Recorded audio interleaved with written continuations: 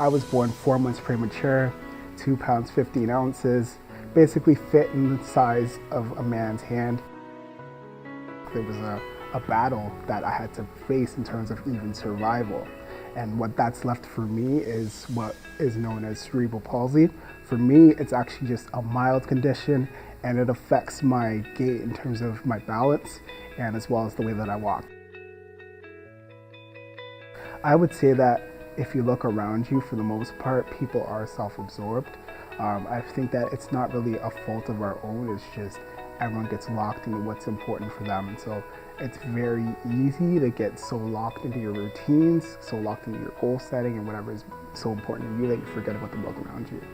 And I think that the challenge is to recognize that in every day and every moment, there's an opportunity to be part of change for the better, right? So every person has a voice, every person has a space where they operate, that they've got influence. I can already relate to the idea of a miracle because I know that I'm definitely here for a purpose, I'm here for a reason, and I've been able to see that in other people, that I kind of recognize that, you know what, there's always a journey whenever you meet somebody. So what you see on the surface is never the truth about someone. There's always a story, there's a journey, and there's a miracle there if we'll just look for it. And so I believe that everyone's a miracle. It starts with my faith in God. It's rooted in my amazing relationship with family and friends. And I think that when you've been blessed with such great relationships upward and as well as across, so like the people that you relate to every day, whether it's coworkers, family, friends, you recognize that everyone deserves that. And so for me, it's to take the opportunity to introduce people to love and to good vibes and to opportunities and to the better sides of themselves that they may have never recognized, and being that voice of like, you know what, dude, you got that sauce about you that no one has been able to recognize, but I'm pointing it out to you. I feel like the impact of that is felt almost instantaneously. I draw from the pain of my past, from the experiences of my friends and family, the things that I've personally been through. I also look to scripture and to the things that have really informed my faith and that have been my strength, my foundation. And I'm really passionate about pulling out the best in people. I feel that everyone is a miracle. Everyone has giftings, talents, abilities, and skills that have yet to be mined out. And I feel like I've been given the ability to awaken you to the best parts of yourself.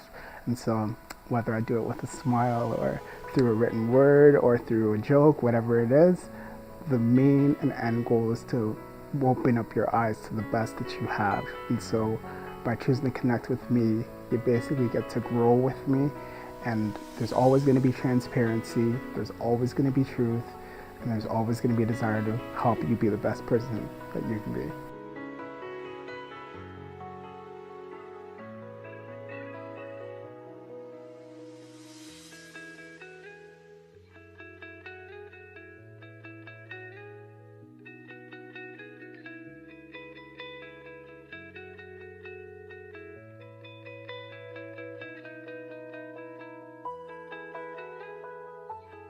Welcome to It's Your Time with your boy, Sammy. It is always a pleasure to be with you. It's been a while, and I'm super excited about my guest today. Today I get to sit down with Kevin Benevides, is that? Benevides, yeah. Right. Okay, so yeah. I got a little test in Portuguese for yeah, today. For sure. So Kevin is a good friend of mine.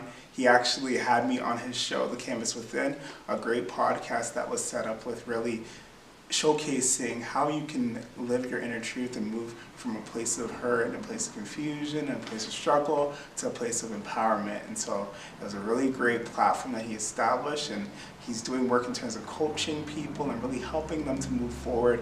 Very active on social media in terms of spreading positivity and good vibes. And so I just felt that we really needed to share his story and take out the truth from what it is that he's learned along the way. And so thank you so much for being on the show. Thanks for having me. It's Appreciate awesome it. being with you. So Awesome to see you again. I remember sitting down with you, it was about a year ago now. Yeah. And we got to talking and kind of shared my story, and you shared a bit about what you have been through, what you faced, and what you've overcome. And I was really inspired by your story.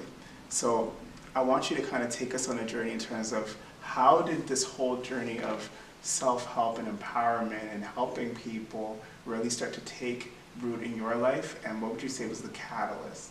Okay, so the catalyst, I would say, started in 2013. Okay. So 2013, between 2013 and almost 2015, between that time span, my father almost died twice. Okay. I almost lost my father twice Wow. within that time span. Which is very tragic and hard to deal with, right? Definitely. Because you would think that, okay, even just facing that once is traumatic, but for it to happen Two twice, times. yeah. So within that time span, I would say that he didn't die, but I died. My old self died, and but for my new self or my real self to be born. Okay. And what happened was, with the first time, he had kidney issues, and his kidney shut down, and so he started going through all of the dialysis and all that stuff. Okay. And as that happened, I was always an anxious person, Sure. but my anxiety just skyrocketed. So it almost when he kicked got into sick. high gear. when Exactly. It was like you never knew what a day would bring with his health, right? Exactly. And so always worrying about him, started worrying about myself. Mm. And I started thinking, my mindset back then was, well, if he has that, then Yeah. I can get it. Almost like it's a family thing. Like if he could face this and he was strong for so long, then it's just inevitable. That it's Yeah, a yeah. me type thing. Yeah, in a way, like I knew that his health wasn't the greatest, but still, like I had just that thought that if he's sick, then I'm gonna get sick. And so the anxiety kicked into high gear, like you said, started having panic attacks like every other day Wow. for a And couple of months. What did a panic attack look like? Because a lot of people are familiar with things like heart attacks, or they think that they have an understanding of anxiety, but what is a panic attack? I think actually? everybody's is different, but it's like I could almost like hold my panic attack until I was like not around people, so I was home at night, so it would build and build and build, and then it would like explode when I would let it. And for me, it would be like literally in the fetal position on the ground, crying, screaming, I'm gonna die, I'm gonna die, I'm gonna die. And that was literally what would happen. So it was literally like a battle you were facing on a day-to-day basis. Correct, yeah. That only a few people could even begin to understand. Yeah, because nobody would see it, because I'd go Wow. to work. And some days I would miss work, I missed a couple of days within that span.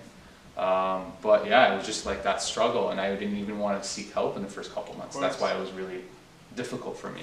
So did And you then- feel that it was almost like a battle with shame about the No. fact that you were having the panic attacks? or No, was I it- just didn't want to admit that there was something wrong with me, right? So it was like pretty clear that something was happening that Yeah, wasn't normal. exactly, but like, I didn't want to Wow.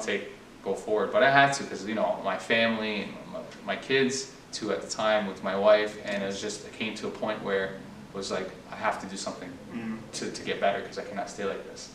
But like I said, it was then finally 2-3 months in, I finally got some help. I started seeing a counselor.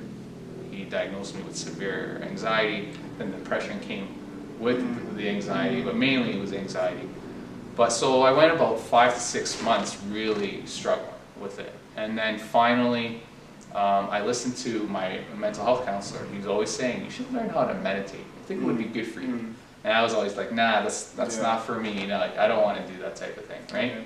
And then finally, when I went in once, this is about 6 months in, I had heart palpitations, and I had a monitor on me. So here I am at 30 or 31 or whatever it was, with potentially a heart condition or Yeah. something that I thought in my mind. I'm like, Sure.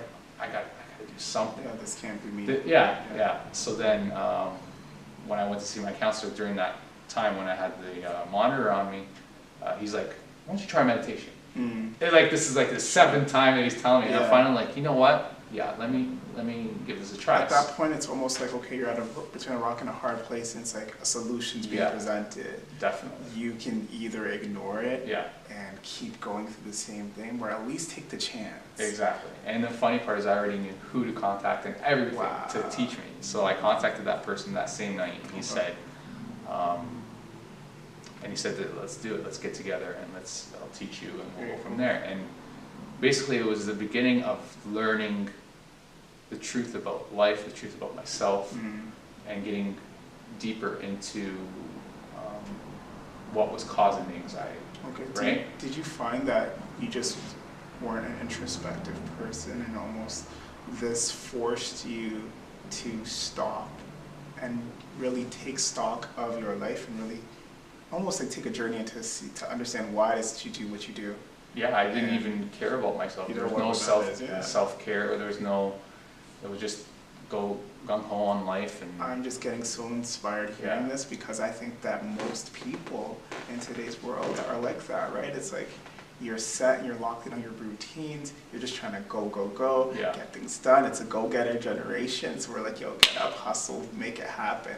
But in the middle of all that maze and that busyness, we lose ourselves. Yeah, for sure. So then that was my time where it was like, so it was the meditation helped me become present, because anxiety is all about fear of the future, one way or another. It doesn't matter whoever has anxiety. We all have anxiety in certain levels, like it's just something that happens to human beings, but to the extreme that I was having it, and that many people have it, it's just fear of the future. So when you can learn to become present, day to day, and learn how to root yourself back to the present moment, then you can navigate through your day. And right, so then as I was starting to navigate through my day, he just started throwing out books for me to read and videos for me to watch, and I really got into the spiritual aspect of human beings, and so that was my beginning journey into personal development. Okay. So I loved it. I could not stop taking this stuff in, right? And as I was taking it in, I was feeling better and better every day. Do you feel like you had a chance to almost confront the lies about your future by getting like rewiring with this new information, and also just taking perspective by stopping and like focusing on just where you were, like whether it's like it's 5 p.m. right now, I'm going to focus on the fact that, you know, it's dinner time, like not getting too ahead of yourself. That was one thing, but like learning to be present and not be like, well, you know, I have to do this tomorrow or whatever, being present with wherever I was. But it was also not about the future, it was about the past. Where you can sit, like forgiving the past and understanding what happened in my childhood, because a lot of my childhood came up through those 6 months and what was part of the anxiety and why I was so upset and everything. So it was a lot of emotional things too. So it was everything, and then so now I could understand why these people did these things, why I acted this way. I was really starting to understand the human being and why we do certain things, right? And so then from that, it was just like, within 3 weeks, I think when the anxiety was gone, like the real panic was gone within 3 weeks from starting that with him. And then, you know, months later, it was like I was a completely different person. I was not even the same person anymore, and I was just so invested in personal development and just spreading the word. Like from right away, I was just like, so many people are dealing with this. I have to start spreading the word and saying, you know, try this or do this. And I think a lot of people do that with anything that they encounter that betters their lives. That's right. But for me, it was just, I was just out to spread the word. Okay. And from there on, the years passed, and as I grew, and the real me started come forth, and still is, like I'm still like I'm not perfect. It's a journey, exactly, right? So as that journey continues, it's just more passion, knowing that I think this is the reason why I'm here, is to share this with other people and to help other people. Do you find that you've almost become like a big brother, where you're just taking people along, and it's like as soon as they feel that confusion, that place of, I don't know what's next, I don't know what's going on with me, I need a safe space, I need a safe place. Do you find that like the information that you've gained through your own personal struggle and your vulnerability has become something to help them? I think so, definitely. I do find it difficult when I just meet people that I don't know and I can see that they're struggling. It's hard for me to go up to that person and sit them down and say, hey, everything's gonna be okay. So that's why, in a way, I love social media, because you can just put it out there and people will ingest it when they can, take it in when they can, right? And they feel safer that way. That's right. But at the same time, I love to sit down with people and just like calm them down. Not calm them down, but just, hey, you know, look at life this differently, or give a different perspective, and I have helped people like with anxiety and just give them the same tools that I was given to them, and then just, Cool. you know, and just go about that way. But I think, like I said, anxiety is something that everybody deals with On some level. on some level. So if it's learning to understand life and the fact that we cannot control the future, the only thing we can control is our actions right now. And when we start to really understand that, then and really live it, impactful. that's I think what it that is, right? You just really freed a lot of the viewers, because I think that when you're dealing with something like anxiety, it really makes you feel like I might be alone in this struggle. Yeah. It's one of those things that isolates you, and it's also one of those things that it's really hard to explain. But to know that we all face it on some kind of level, Yeah. and we will face it Exactly. along the way, Yeah. it's actually comforting, because then it's like, okay, there is a way around this. Exactly. Right? You're not There's the a way only to do it. one. You're not alone. Other people have gone through it, and what I want to show, like what I want to present to people, is our struggles, our hardships, our challenges in life. That's the key to growing into the life that you're supposed to be in. That's right. Like bringing out the best of you. I say bringing your canvas, awakening your canvas within, awakening that unique part of yourself. Right? That is your chance. That is your chance, your challenge. Even if it's the slightest thing, even like somebody, it's your chance to either bless them or swear at them. That's right? Like, yeah, or you spread could- some kind of negativity. yeah, spread the negativity, or just say, you know, there must be something wrong. Like, not wrong, but maybe that person's having a bad day, and I don't need to flip out on the person and go up next And to them. add to it, Yeah, add exactly, to it, yeah. right? So each little challenge in life is your chance to level up. Very cool. Really. So you mentioned something that I definitely want to talk about. You said the canvas within. Yeah. Now, where does that concept come from, and what is your understanding of the canvas within? So to a person that has never thought of Yeah. their life as a canvas and thinks, you know, that's just some artsy. thing Yeah, you're no, talking about. exactly, yeah. Explain to us what the canvas within Thanks. is. Yeah, for sure. It started in that journey of me overcoming the anxiety and the depression. So I started started meditating and really journeying within myself in October. By Christmas time, I was already feeling better, and then I started. We had an ice storm that I Christmas. remember, yeah, that year. And I went out and started taking photos of all these trees and frozen and Oh, yeah. everything. And then I sat down. I was home for 2 weeks from work. I sat down on the computer and I started like manipulating these photos, and I started making art out of all these photos. And then through all that art, I started putting messages that helped me on the art. The art. So then I started, okay, this is a project that I'm going to start sharing with people, and that's how I got on social media, was with that. And that was what came up, was the canvas within. It was actually New Year's Day. I was sitting down and I'm like, I gotta give a name to this project, and it was like trying to figure it out, and it came to me, and I knew it was it because I felt it inside. I was like, this is it, It's deeper, the yeah. canvas within. And so it started as an art project, and then from there it's been my platform to help improve people's lives. First just through anxiety, but now it's just overall personal Generally, development. yeah. Yeah. And now in the past year, I really dove into the canvas within with, you know, coaching and all that stuff, and even more presence online.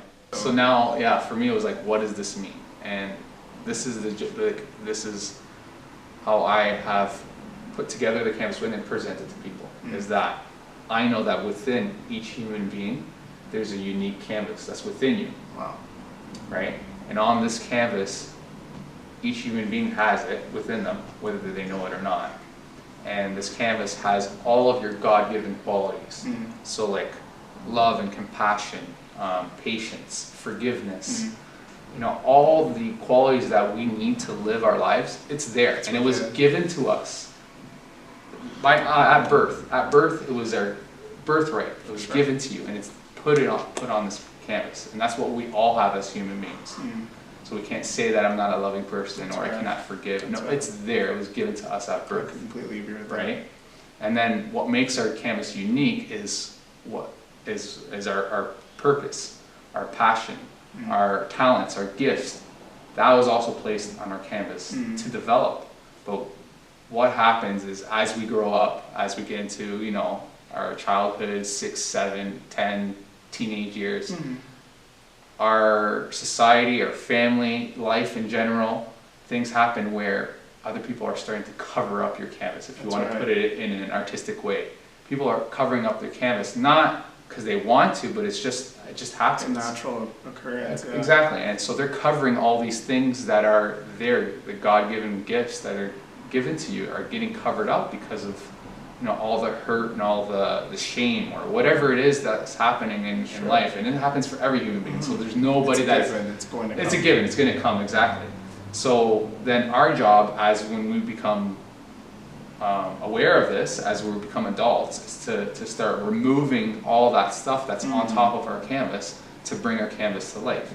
Wow. So that that's takes how me to like that quote where they'll say, you know what, whatever happened to you is not your fault, but what you do with it is completely up to you. Exactly. And I think that this idea and this concept of the canvas within is a huge way of saying, you know what, I'm going to take accountability. This does suck. Yeah. This thing that happened really did challenge me. It did change me, but I still have what it takes to really counter it and almost like move past it. Exactly. Do you think that it's in our problems that we discover our purpose? Doesn't have to. Doesn't have. A lot of people do. Yeah. Right. I think. Because I think that there is a strong narrative that it's like almost like you need to go through all of these things. No, I don't think you need to go through all. I think life in general is. There's challenge, like we said, there's challenges coming up every day. It's how we decide to use those challenges to either dig ourselves deeper in a hole or rise up, right? So we don't necessarily have to go through, diseases or illnesses or heartaches or whatever it is. It's just we can use our challenges to grow, or we can just use our daily life to grow. It's a choice, right? Awesome. But we're not, we're human beings, and we're gonna struggle, and we're gonna have bad days, quote unquote, but it's how we use those bad days. Awesome. Right? Now, the last thing I'm going to talk to you about is if you could give one message to a person that is currently facing anxiety and depression and feels like, you know what, there's been a dark cloud over me for the last couple weeks, couple months, couple years, and I feel like there's no hope out of this, what would you say to them? That there is hope. The first thing we have to do is speak up, is what I always say. Speak up and seek help. You have to go out and look for the help, because it's going to be difficult for you to do it by yourself. And then once you seek that help, it's just knowing that you're not alone, right? You're not the only person that's gone through this, and there's many people who have been there and who are in a better position because of it. So see it as almost like a blessing. I know when you're in it, you're like, this is no blessing, this sucks, right? And it does, definitely. But if you have that glimmer of hope, right? Because with any struggle, and especially with depression or anxiety, we close our almost like we're closing the blinds to the light, right? We're in darkness. The light is trying to come in. But the light is trying to come in. So knowing that there's people who've gone through this and they're better off is your chance to start opening up that blind and letting the light in, letting people to help you, helping yourself by getting up and starting to do certain things. And that also is to have an open mind. Because if you don't have an open mind, just like in my story, like if I didn't have that open mind to try the mindfulness meditation, then I would never be where I am. So you have to have an open mind to try different things and to listen to people in different ways, because people think that, especially like depression, it's not always a chemical imbalance. It's been researched. Small like percentage that it is, but the majority of it is how you're living your life. You're out of alignment to your lifestyle. Your lifestyle is out of alignment to your calling, to your life. Like there's basic needs, are food, shelter, love. That's basic human needs. But we have basic human emotional needs and spiritual needs, and we're not cultivating, we're not taking care of that, right? Yeah. So when we're off course in our lives, then that's all, we have to just get back. I just say, like, it's a very spiritual way of saying it, but it's our soul telling us that we're off our path. And our soul starts as a whisper and we don't hear it, and we go years and years without listening to That's that right. whisper. And finally, the depression, what it is your soul screaming at you, saying, we need to change. listen, we need to change. Wow. We are off course. And if you listen to it and allow that space to find out what is it in my life right now that's not in alignment, that I don't feel excited about, and then being able to change that, then you'll see it. It could be through your work, it could be through your relationships, Very cool. right? All that stuff. It's almost like God in his love will say, hey, like, you can't continue on this path of not being true to you. Yeah, So let me give you a whole host of things that'll give you the opportunity to find the healing that you deserve. yeah, So there is help available. There are people and resources and things and ways to Yeah. overcome this stuff. Exactly. If we'll just hold on and have that little bit of hope. exactly. Well, thank you so much for being on, Not a Kevin. problem. I appreciate If it. someone wants to connect with you, because I know that there's definitely a bunch of people who would want to work with you, whether through coaching, Yeah. connect with you on socials, and hopefully even bring you in to speak about what it is that you do, right? Yeah. How do they connect with you? On social media, I'm the Canvas at the Canvas Within. Okay. On Instagram and Facebook is at the Canvas Within, and my personal page is just Kevin Benevides. You can connect that way. I don't shy away from connecting with people on my personal page either. So Very either cool. or, that's the Canvas Within, or even my website, canvaswithin.com. It's not completely done, but there is contact form where you can Good. put in your information and it'll Get a send hold it of to me, you. and I'll get a hold of me. Yeah, Very cool. canvaswithin.com. So we're going to keep our eyes out for some new stuff in the future. Yeah. Thank you so much for what you do. Thanks, Sammy. Definitely keep going, and I'm so thankful that you shared your story. And to anyone that's viewing in right now and is thinking, you know what, there is no hope, Kevin is living proof that you can move past your darkest day, and that, you know what, by even saying, I'm just going to push through this hardship, there is hope. Well, we'll see you next time. Take care.